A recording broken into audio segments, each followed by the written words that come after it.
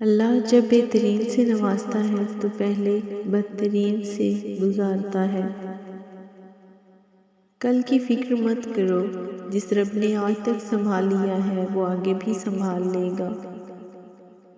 جس معاملے کو اللہ کے سپرد کر دیا ہو اس پہ بار بار سوچنا بھی ایمان کی کمزوری ہے۔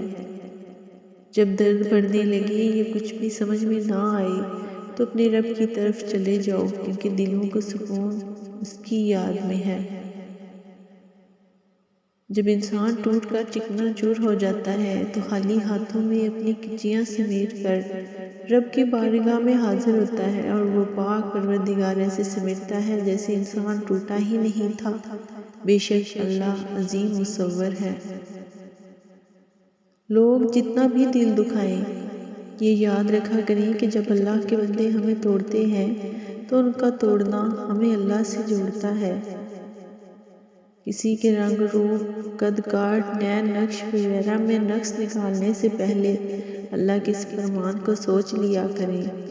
قسم ہے انجیر اور زیتون کی اور صحرائے سینا کے پہاڑ طور کی اور اس امن و امان والے شہر کی کہ ہم نے انسان کو بہترین سانچے میں ڈال کر پیدا کیا ہے۔ قرآن پاک میں ارشاد فرمایا گیا ہے، ہم کسی جان کو اس کی طاقت سے بڑھ کر تکلیف نہیں دیتے۔ نوح علیہ السلام کا بیٹا جہنم میں، ابراہیم علیہ السلام کا چچا جہنم میں، لوط علیہ السلام کی بیوی جہنم میں اور فرعون کی بیوی جنت میں۔ کون کس کا کیا لگتا ہے، اللہ کو اس کی پرواہ نہیں۔ اے اللہ، جو چیز میرے مقدر میں نہیں ہے اس میں مجھے مبتلا نہ کر، اور جو چیز میرے مقدر میں ہے اسے میرے لیے بہتر اور آسان فرما دے۔